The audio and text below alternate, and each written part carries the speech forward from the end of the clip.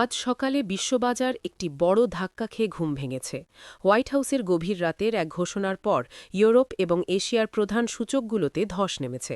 এই ঘোষণা পুরনো এক কূটনৈতিক আগুনকে নতুন করে উস্কে দিয়েছে। শুভ সকাল। আমি আলেকজান্ড্রা বায়ার্স। ২০২৬ সালের শুরুটা বিনিয়োগকারীরা যখন শান্তভাবে আশা করছিলেন, ঠিক তখনই প্রেসিডেন্ট ট্রাম্প ইউরোপীয় আমদানির ওপর কঠোর শুল্ক বা ট্যারিফ আরোপের ঘোষণা দিয়েছেন।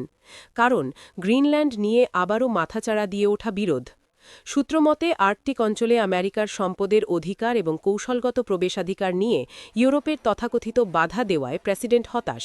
যদিও কয়েক বছর আগে যুক্তরাষ্ট্র গ্রিনল্যান্ড কেনার ধারণাটি কেবল শিরোনাম হয়েছিল, এবারের পদক্ষেপ আলোচনা থেকে সরে এসে কঠোর অর্থনৈতিক চাপের ইঙ্গিত দিচ্ছে। এর প্রতিক্রিয়া ছিল তাৎক্ষণিক। ডলারের বিপরীতে ইউরোর মান পড়ে গেছে। প্রস্তাবিত শুল্কের প্রধান লক্ষ্যবস্তু ইউরোপীয় গাড়ি নির্মাতা এবং বিলাসবহুল পণ্য কোম্পানিগুলোর শেয়ার দরে বড় পতন দেখা যাচ্ছে।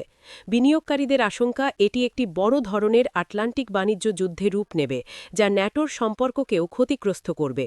ব্রাসেলস ইতিমধ্যেই ইঙ্গিত দিয়েছে যে তারা এই চাপে মাথা নত করবে না। ইইউ কর্মকর্তারা পাল্টা ব্যবস্থার তালিকা তৈরি করছেন বলে জানা গেছে। এখন প্রশ্ন হল, এটি কি প্রেসিডেন্টের কোনো আলোচনার কৌশল, নাকি আটলান্টিক জোটে বড় ফাটল ধরতে যাচ্ছে? আমরা ওয়াল স্ট্রিটের বাজার খোলার দিকে কড়া নজর রাখছি। এই গ্রিনল্যান্ড জুয়া বা গ্রিনল্যান্ড গ্যাম্বল বিশ্ব অর্থনীতির জন্য কী বার্তা নিয়ে আসে তা দেখতে আজ বাজারে চরম অস্থিরতা থাকবে। পরবর্তী আপডেটের জন্য আমাদের সাথেই থাকুন।